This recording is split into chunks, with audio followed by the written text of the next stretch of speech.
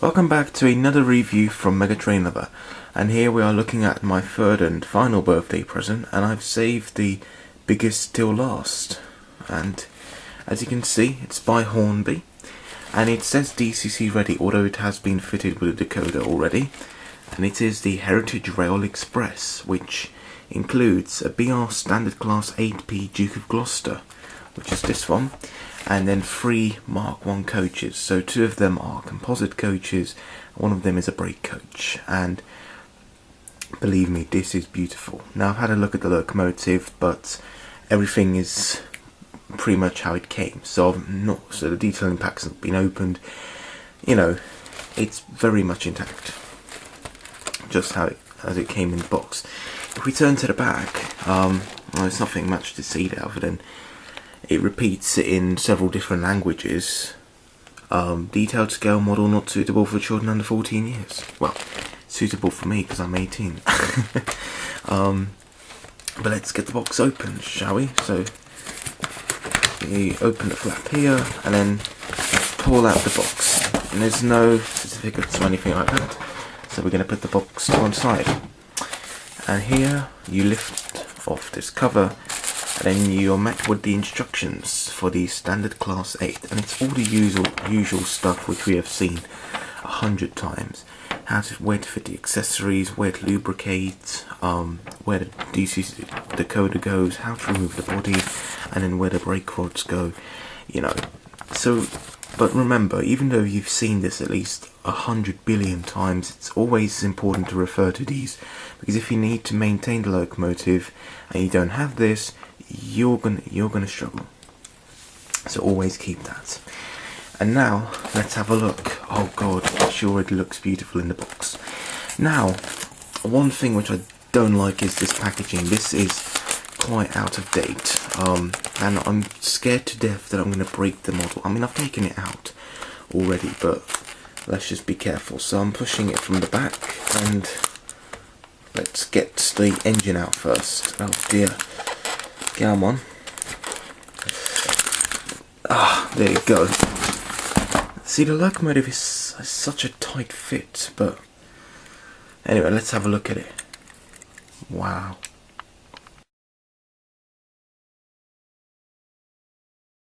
Wow, just look at that. Absolutely beautiful. It's a Duke of Gloucester, the only Standard Class 8 ever built in 1954.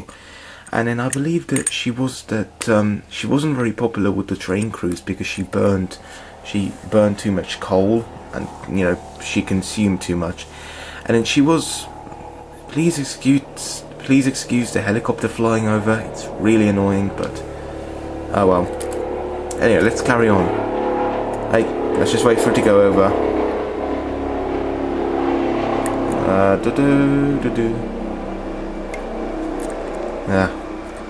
Stupid helicopters. Anyway, she was the only BR Standard Class 8 ever built, and then she consumed too much coal, I believe. And then she was in fact sent to Barry Scrapyard, but then she was rescued and in the 1970s, and then brought out by Preservation Society, and here she is, all preserved, healthy, and happy. And I think she's on the Heritage Railway, but I do think she occasionally does go on the main line. But wow, just look at that. She is really big and very, very heavy as well. Duke of Gloucester, number 71,000. And there's the front of the engine.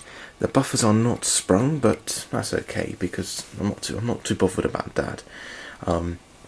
You know, before it was like, oh my god, this engine has sprung buffers, yay. But now, you know, it doesn't matter whether the engine has sprung buffers or not. You know, as long as it does have buffers, because sprung buffers didn't really have an importance, to be honest. In my opinion, anyway. And the valve gear is very interesting. I mean, this is not Walshart's valve gear, this is Caprotti valve gear, which was different. But the wheels are beautiful, and the detail is excellent, absolutely excellent. You get handrails along both sides of the model. You get the safety valves. Even the axle box is painted, which is a really nice touch. The rear wheel set does not turn, and these are flangeless, so it can go around corners much more easily. Unusually, they don't provide the spare wheel that has flanges, but oh well. I suppose, you know, if you have a spare one lying around, then you can fit it. There's the name, Duke of Gloucester, and she does have the modern health and safety warning stickers just there, and there as well, because, you know, this is modelling how she looks today, you know, running like heritage trains and all that. And here's the other side. It looks similar, except it has the whistle all the way at the front there. So usually steam engines would have it by the cab there, but she has it all the way at the front, just by the smoke box. That's really quite interesting. So basically the handrail is here, and then all the steam for the whistle. Did it? I'm not too sure whether the steam for the whistle went through the handrail, or not too sure, but that is quite interesting. But as you can see, it is beautiful. Really, really beautiful. And if you look at the cab, you can see that the detail is there, but it's not painted.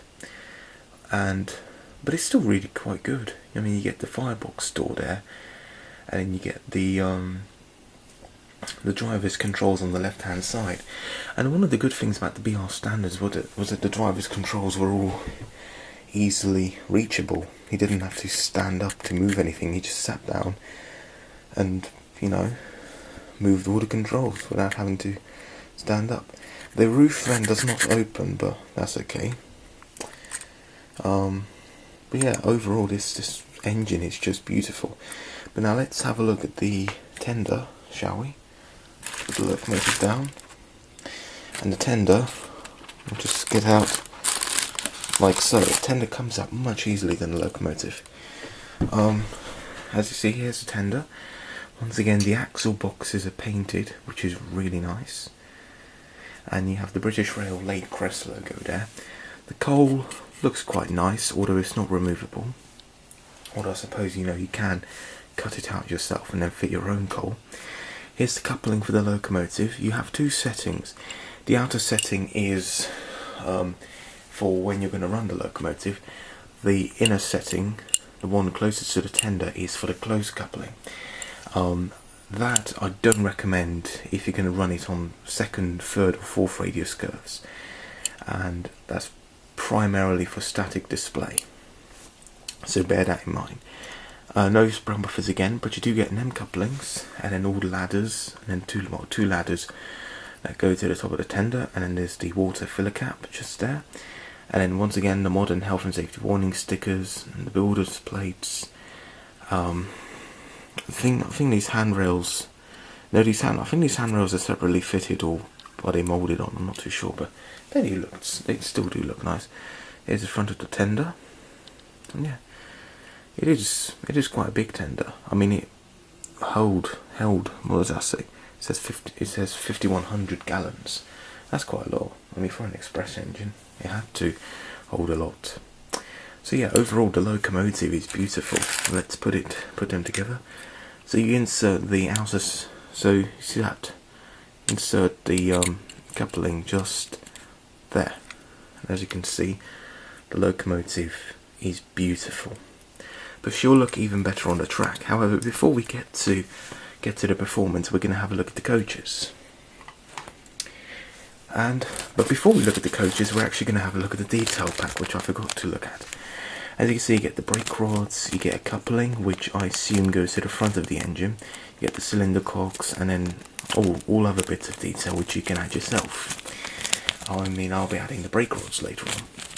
But for now, let's have a look at the coaches. So there are 3 Mark 1s, and these are the Hornby Railroad Mark 1 coaches. So let's push, so you're using the 2 holes at the back, let's push the first coach out. Let's place it like that. Let's get rid of the tissue paper, and wow, that actually looks really nice, considering that it's the Railroad Mark 1. It actually looks really nice. Wow.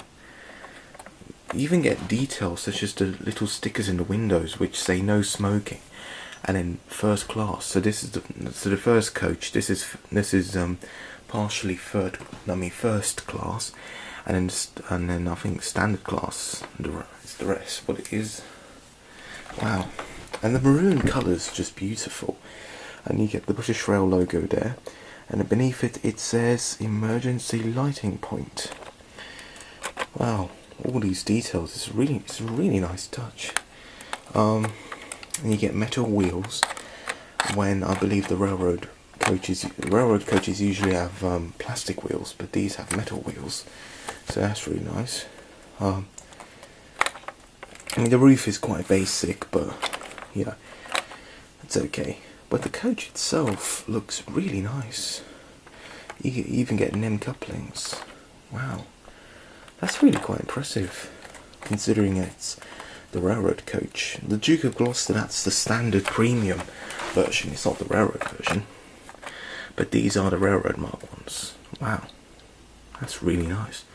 Let's put that to one side. Now let's have a look at coach number 2.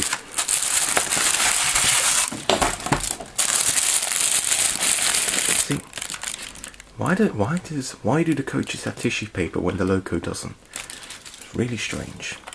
But anyway, here's coach number 2, and this is another composite coach that looks really nice. The only difference from the first one is that this does not have first class accommodation. This is all standard class. I think it's supposed to be this way around. Well, it doesn't really matter. But yeah, once again, it's just as nice as the other coach, and well, there's nothing much to say really, except it's a really nice coach.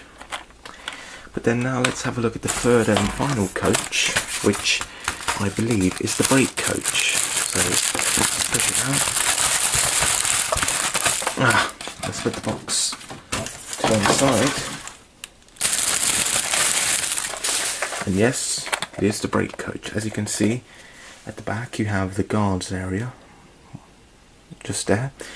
And at the very back you have the parcel area, so anything that would be too heavy to carry in the passenger compartment was placed in here. And I think there is even a limit. Yes, there is. It says there. Let's focus. Load 2.5 tons distributed. Interesting. So yeah, this is the brake coach. So this goes at the back of the tray.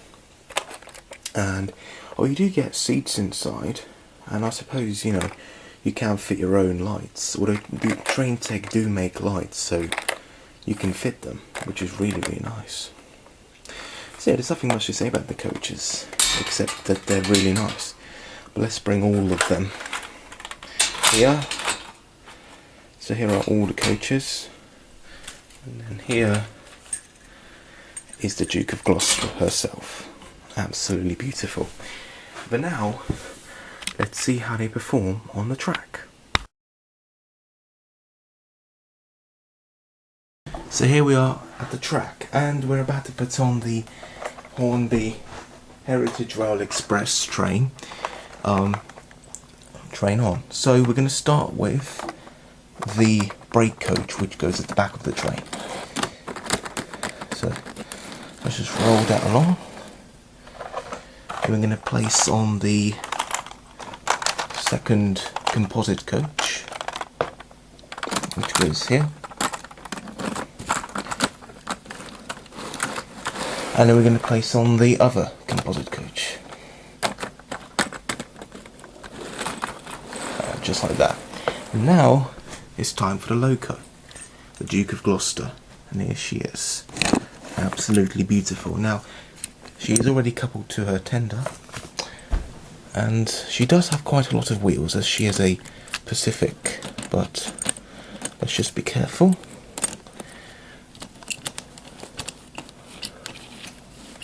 Okay.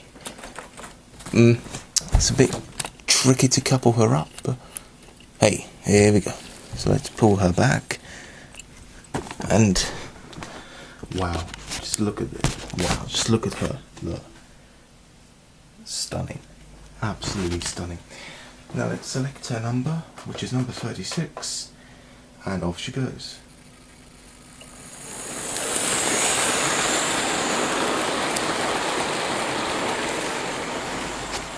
Oh my god. Oh dear. I was about to say how well she runs. Oh, there it is. I was about to say how well she runs, but then one of the front wheels derailed. But she is running beautifully. Absolutely stunning. Wow. She's hauling the train with absolute ease. I mean, she's a heavy locomotive, so she can probably pull more than just this lot. Wow. Oh dear. And now her front, sugar.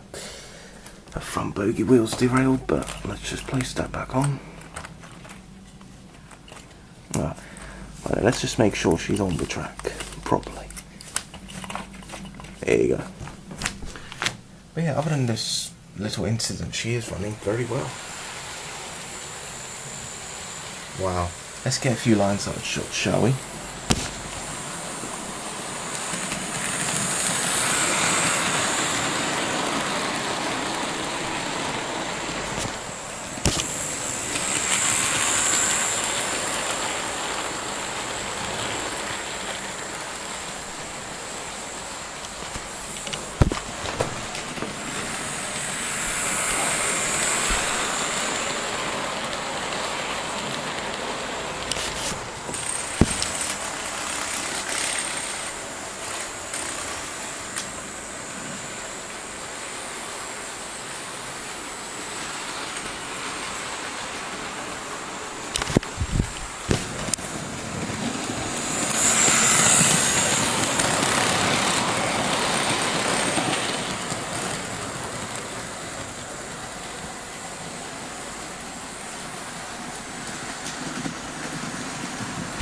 But yeah, so despite the fact that one of her front wheels keeps derailing and then re-railing itself, she's running beautifully.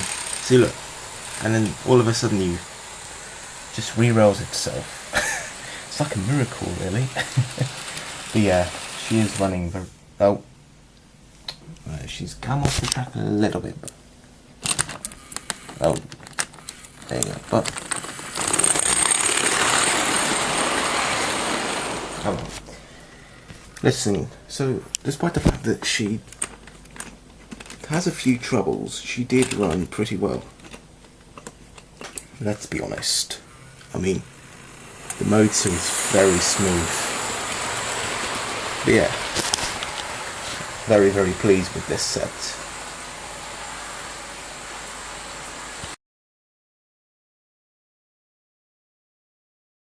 So just to conclude this video, I definitely recommend her.